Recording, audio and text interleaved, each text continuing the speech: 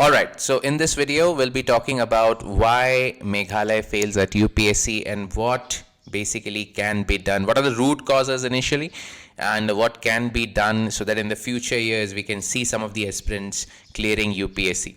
Now, the first thing we need to address is that why it matters. Some people say that why is this UPSC fever going on and everybody is talking and obsessed about clearing UPSC. We need not do that. Now, why this matters, we need to clear this air, because UPSC, of course, we are talking about mainly about the CSE, the Civil Service Examination, which recruits for the IAS, IPS, IFS, and there are around 30 more central services which are there, which people are not aware about. So basically, UPSC recruits for India's top administrative leadership positions through these exams. Now, this is just one exam. There are so many exams which are conducted by UPSC. So that's what everyone needs to know, that the way to the top administrative leadership positions is through these exams conducted by UPSC. Now, this representation is also very important because it ensures local understanding in policy making. When representation is there in all the services, the state is definitely going to benefit.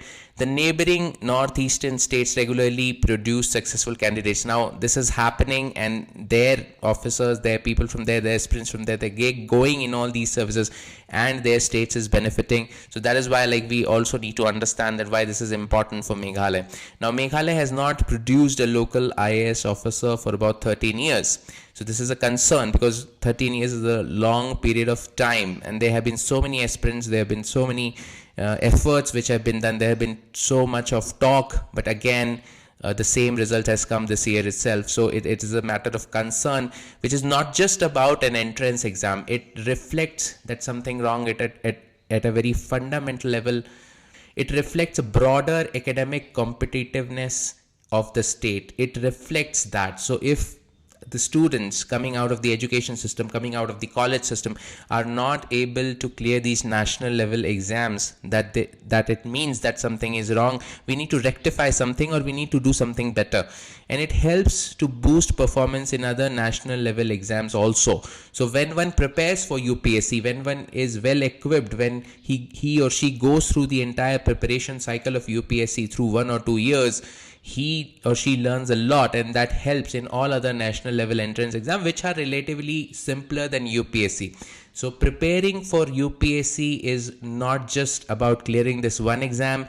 It prepares you basically for all the other exams which are there, and also tells you a lot about how this nation is running, how governance is done, what are your rights, what are the fundamental rights, what are the fundamental duties. So many things you'll get to know in the process. So in a way, it's a preparation for life. So that is why, in light of all these points, it is important, it matters that we take this seriously and we devise a strategy for it. Now, having a look at Meghalaya's performance snapshot. So as I said, the last IAS was from the CSE 2012 exam, that the results were declared in 2013. So in 2013 batch, we have an IAS officer from here, from Meghalaya, and after that, we have not seen anyone cracking this exam, getting into IAS, of course, from the state. Now, selections in UPSC CSE 2025 from Meghalaya are 0. Results were declared yesterday, and none of the aspirants could reach the interview stage. Now, this is what you have to understand, that even those who appeared, handful, I think there were 4 of them, and I was in fact in touch with all of them, and we tried to help them with different ways, in terms of guidance, in terms of material, in terms of anything any support they require. They tried their best, but unfortunately could not make it. Anyway, I look forward for them again appearing and clearing this time. So now, this is a concern, that the estimated number of serious aspirants remain low. So I have said this before also, that the first thing is that more people need to appear. Very less number of people, it may be around some 2,000-3,000 only, which are appearing at the preliminary level itself, and that is a serious concern. So more people need to appear to understand the exam, and then to get familiar with the exam, and that will boost the confidence also.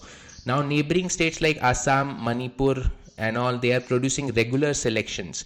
So this is why this is happening. We will look into that, and indicates a weak pipeline of students. So in the future also, if this continues, if this model continues, we will have a weak pipeline of candidates, and candidates, itself, the number will remain low. So we have to change that. Now, very few achieve national level ranks in NEET and other exams. Now, of course, people are clearing the NEET exam from Meghalaya, but as compared to the rest of the country, as compared to the other states, as compared to the other states of the Northeast, the performance is not that great in NEET as well. So we need to look into that as well. In the last decade, only around 20 students, approximately, these are figures from media reports which we have received, and that's an average of approximately 2 per year. So this is also low. Students from our state getting into the IITs, getting into full-fledged these IITs. So this number also remains low. So it's not just about UPSC. I think it's a larger problem in terms of performance in national level exams. So that is a little snapshot which should wake you up when we talk about Meghalaya's performance in national level exams. Now, these figures are compiled based on media reports. So these are approximate figures. Please do not go into the exact numbers, but you need to see the trend. You need to see the pattern.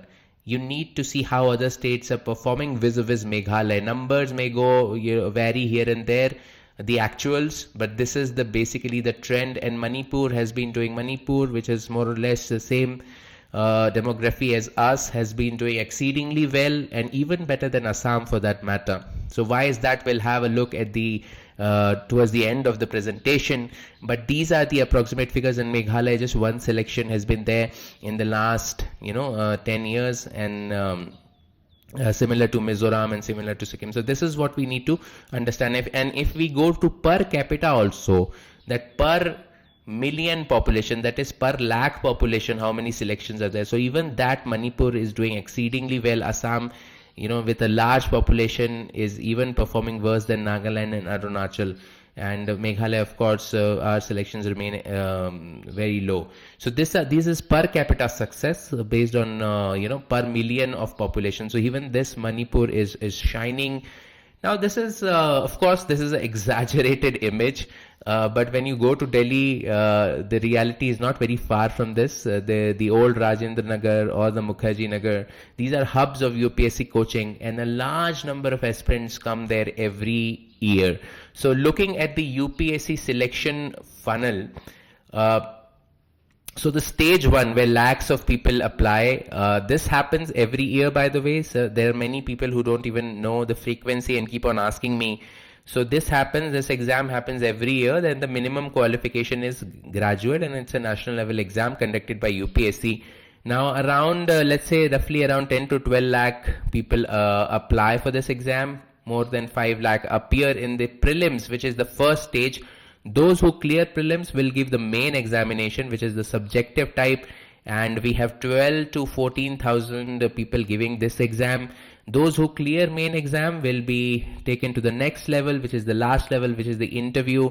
Around 2,500 are called for the interview, and final selections are 1,000. Now this 1,000 is not only for IAS, there are other services, IPS, police service, we have foreign service, and there's so many other service, Indian Revenue Service, Audit and Account Service, Railway Traffic Service, Railway Personnel. Like this, there are near to 30 services which are there, which people are not aware of. So this exam, if you see the UPSC funnel, it's quite competitive. In fact, it's one of the most competitive exams in the country.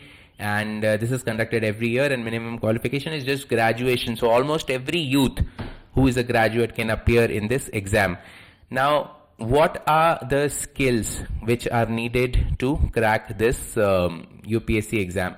Now, this is very important to understand, because even without understanding this, people just give up on the preparation phase. So, and then they don't understand. This question comes again and again, that why students from Meghalaya, why aspirants from Meghalaya, youth from Meghalaya are not able to clear this exam. So now, what are the skills required to clear this, crack this UPSC? The first is analytical thinking. The patterns have changed. The pattern of the exam has changed from rote learning, from factual information being asked to analytical questions to conceptual clarity. So you need to have analytical thinking, and it is not just this exam, but this is required in so many other exams also. So strong reading ability, of course. So comprehension is very, very important. Unless you read, you will not retain information, you will not learn. Of course, you can watch videos, but watching videos, the retention is quite low. So for UPSC, you need to have a strong reading ability. And in the mains exam, it's all about answer writing. It's all about communicating your knowledge. So this is also very, very important. For everything, you need conceptual clarity because these concepts are very, very complex. So you need clear-cut understanding of all the concepts which are there at the national level. Political science, be it economics, be it geography, be it polity, history, you need to have conceptual clarity. Now, this is a mammoth of exam and it requires a lot of time and dedication. So consistently, with discipline and with managing time, you need to prepare for at least 1 or 2 years before you really appear for the exam. So that itself requires, and then there is like next cycle. So it requires a lot of years. So that is why these virtues of consistency, discipline and time management will be required. The fundamental is general awareness. So this exam, the syllabus is basically everything. So you need to know little about everything, and that little should be enough so that you have a clear-cut understanding of the topics, including everything which is going on in the world, which is current affairs. And now, because this is such a draining exam and it tests your perseverance, it tests your patience, it tests your motivation levels, it will really push you to limits, and that is why you should be emotionally intelligent. So these are the skills which are basically required to crack UPSC. And the reason why we are failing as a state is basically we are not able to develop these virtues in our youth, in our students coming out of the education system, and that is why the performance remains concerning at all the national level exams. Now, one of the first reasons why we are failing, the root cause, is the weak academic foundations that we are having.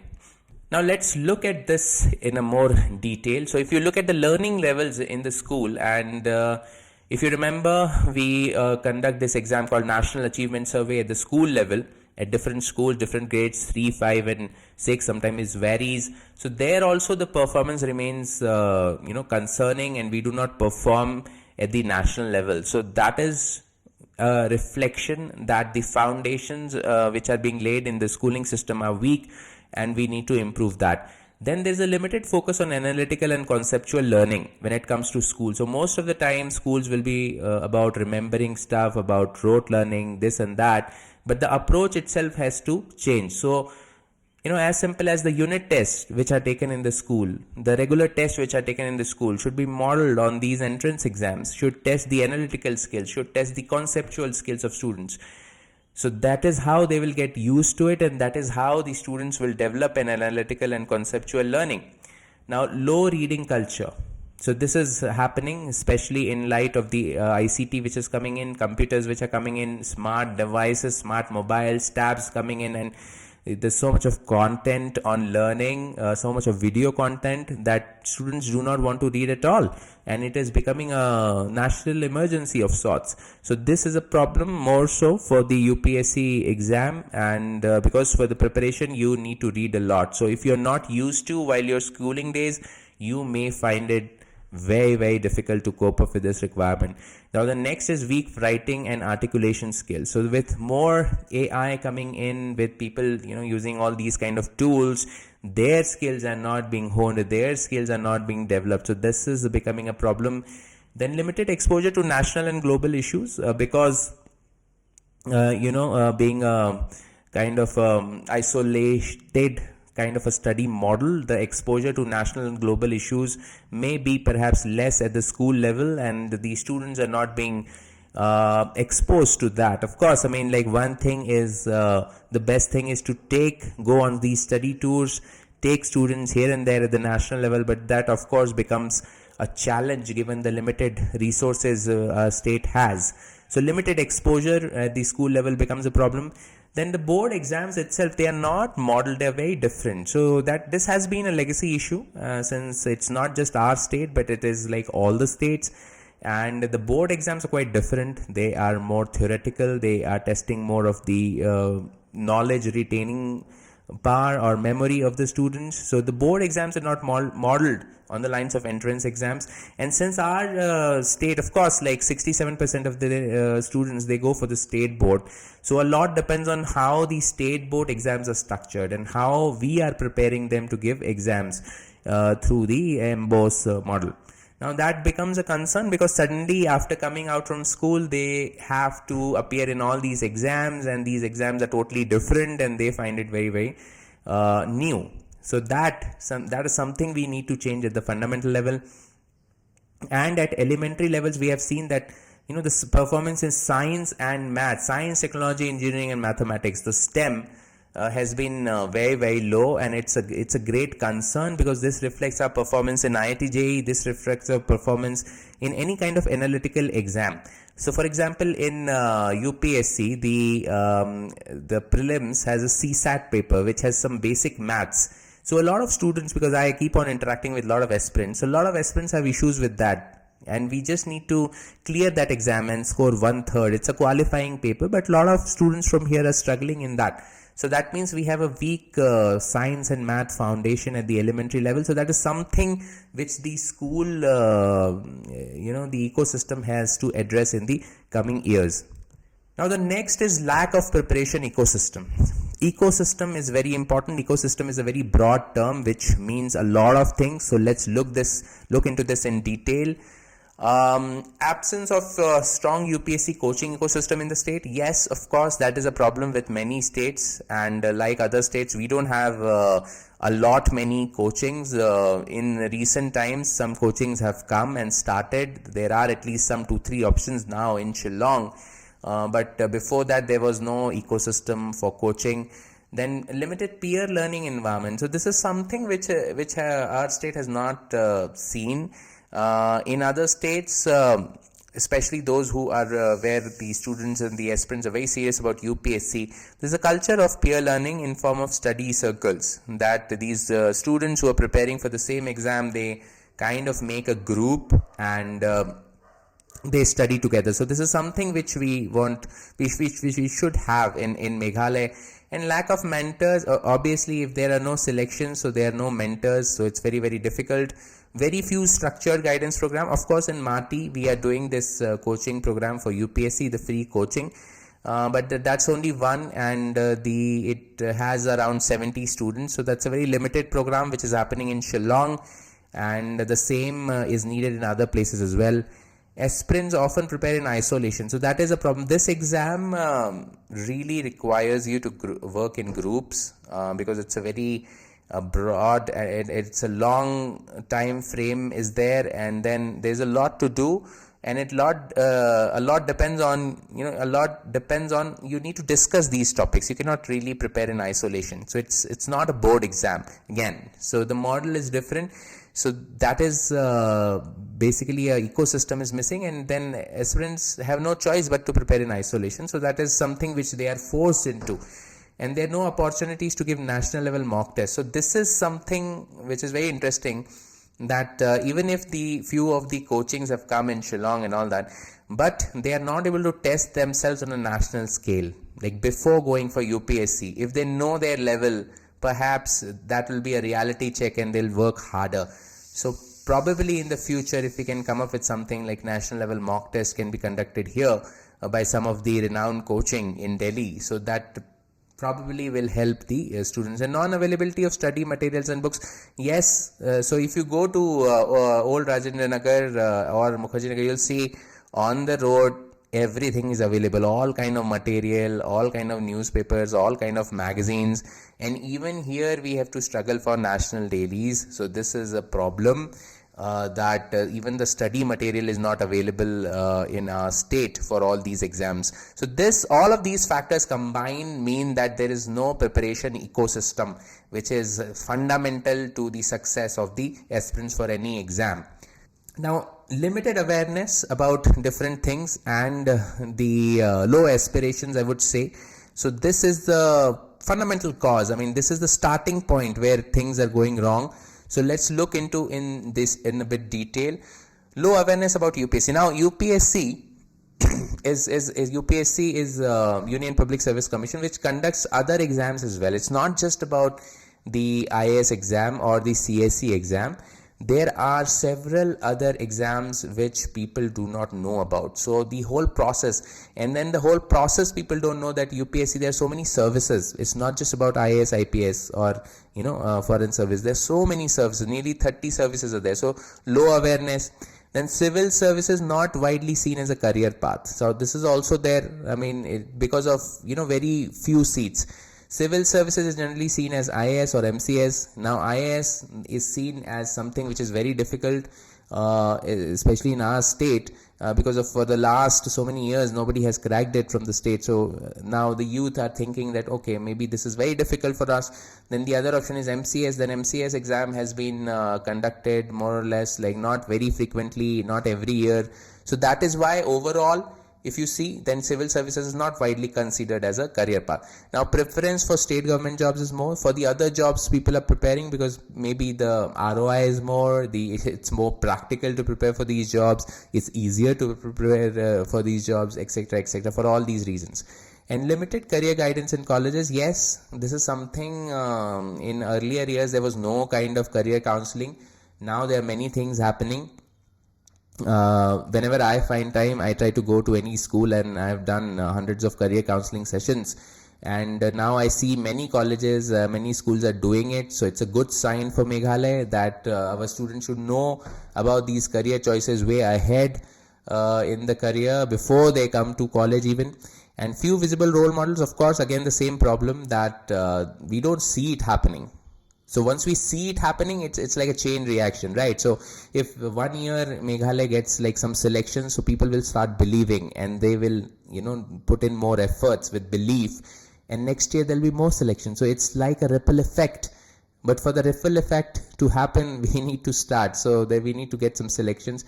UPSC CSE is often seen as too difficult. So that's what I have been saying, that it is seen as too difficult. So even before starting to think about it, people have formed their opinion that it is too difficult to pursue. Exposure to other states also remain low. What's happening in other states, how they are preparing, what are the competitive levels, how are they doing at national level. So all these remains low. So overall, this shows that there is limited awareness, and because of that, the aspirations are low. So this is the third root cause. Next is basically, of course, the resource and access constraints which are there. Now, not everyone can afford to go to Delhi, which is so expensive even to stay in a small 10 by 10 room and to afford the coaching. So it's just like a highly capital intensive thing, and not many will be able to afford that, obviously. Then we have limited access to quality study material. As I said, we don't get it. Sometimes we don't even get national dailies. It's very difficult to get newspapers, forget other materials.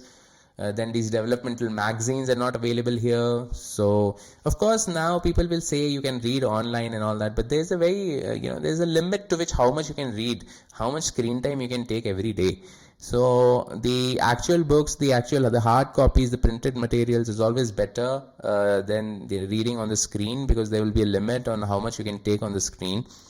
And then digital learning resources are underutilized. Yes, now you can say that YouTube offers so much of content, so much of this thing, but of course that remains underutilized, and there is a very difficult procedure to filter it, like what is good, what is not. So now the problem is there's so much of content, so it is confusing many aspirants, because many people ask, there's so much of content now, what to believe, what to trust and what to not, because so that becomes a problem. Trusted learning, digital learning resources remain low. So language barrier for some of these students, yes, this is a problem, because people coming from rural areas and all that, they will not have proficiency in English, and most of the study material is available in English or of course in Hindi, but there is lesser mostly in English, I would say. And the problem people have with this language, then it disconnects them with the whole process of preparation. Now, financial uncertainty during long preparation. Yes, so this is an exam which is not gonna give quick results. So it takes years, sometimes 4-5 years at least to get into hang of things. So for that period, if you don't have any kind of job, any kind of side job or a day job, so it's very difficult to sustain these long periods of uncertainty, because you start to have your family responsibilities, you have your other things, you have other commitments and all that. So it's very difficult to sustain this preparation for this exam. Now, access to good mentors remain limited. Yes, in this because we don't have many selections, or we don't have any selections for that matter in the last 10 years. We don't have good the aspirants do not have good mentors, so that's a problem. And the study circle culture remains absent across the state. So all these basically point out to the fact that there is a resource and access constraint for all the aspirants for this particular exam. Now, Manipur, this year again, 6 selections, and overall also we saw that the number of selections were very high. So I called up my batchmate from Manipur to ask him, what's happening there, and how is Manipur doing so well? So he has given some pointers. The culture of moving towards medical and engineering exam has shifted now towards attempting civil exams in the last 10-15 years. So now this is what needs to be done. There has to be a culture shift. And then there's a strong connect with seniors and juniors. So those preparing for the exam, do not hesitate to approach seniors. So again, this is basically indicating or reflecting to the fact that we need to have study circles. The state government has started sponsored coaching program. This is something we are also doing. And now because of that, yes, the other coaching have also come up. There are a lot of private coachings. 2-3 coachings have started in Shillong. So this also is happening in Meghalaya, probably to reflect in terms of result. It'll take a couple of years. And Manipur also has a scheme where they, for those who clear the prelim exam, 1 lakh incentive is given, and further 1 lakh if they clear main. So this is something which Meghalaya can consider. Aspirants form preparation groups. Again, this is what I have been talking about. Strong support by parents. So they take their kids to interact with these IAS officers, etc., etc. So over my career here, and it has been almost, I would say, 10 years, very few parents have come asking that they just want their kids to interact with me. Of course, 2-3 times I have given time to these students, these youth, and motivated them. But this is still rare, I would say, in our state. Now, society and community support. So now in Manipur, those who have cleared will now be asked to visit their villages, towns, to give motivational talks, and programs are arranged by clubs and association. So you see, it's not rocket science. These are all very simple factors which generally are resulting in a kind of culture which is coming in, and this is giving them the results and continued results, and this is like a domino effect which will hopefully continue for Manipur, and hopefully we can also start something like that in Meghalaya. Now, what Meghalaya needs to do to end this kind of performance in UPSC? Now, the first thing, we have to address all the root causes which I talked about. So the first is we have to overhaul the school curriculum. Need not be, of course, we have shifted to NCRTs, but it doesn't really change anything unless the way we teach and the way we assess our students, that changes. So we need to change the way we are testing. We need to prepare them. We need to prepare our students for all these entrance exams which are there. Then we need to perhaps establish a dedicated mission, because if this has to be taken seriously, there has to be a dedicated mission to it, and which will look into all aspects. How is this structured coaching which is going on? Is it giving any results? How this can be improved? Can we give financial incentives for clearing prelims and mains exam like Manipur is doing? And can we have a Super 30 like program? Can we select the best right from the early talent identification, and send them probably to Delhi to prepare, or arrange for them here for a wonderful environment to prepare? Give them the ecosystem. I've talked about the absence of ecosystem. So can we give them an ecosystem to prepare? Can we have mentorship by serving civil servants? Of course, like, whenever I get time, I'm doing that. But probably we need more and more civil servants, more officers to do that, to push more and more students, to encourage more and more students. We need to promote reading. This is very important. This is beyond UPSC. This is also required for professional growth of all the aspirants which are there, for you, for their concentration, for their learning abilities, for everything. So reading culture needs to be stimulated. Debating culture has to be there. Analytical, they need to be good at analytical skills. Probably we can look at scholarships. Probably we can look at financial support and formation of study groups in colleges for all entrance exam. Again, I'm saying it's not only about UPSC, it's about all other national exams, because where are the jobs otherwise? So the state will have very limited number of jobs. So the youth from here who are graduating from the system, every year 20,000 people are coming out of the education system, so they will need to give national level exams. And for that, we need to prepare and be competitive at that level. So that is why these study groups are very, very important. So this is, again, what I feel is that it's not rocket science. We just need to work on fundamentals. We need to ensure good foundations in our schooling, in college time. And we need to bring in an ecosystem where the aspirants can prepare for any national exam. So it's all about doing the basics right. Now, lastly, I just want to say, I want to sum up in one word, that the aspirants from Meghalaya need to believe that they can do it. And once they believe, once they start the preparation, it's all about hard work. Everything can be managed. Resources can be managed. Content is there online, support system can be managed, everything. But the first step has to be taken by the aspirants themselves, and they have to believe, then they can do it, and together we'll make it happen. Thank you for watching Kuble Shabun Mithila.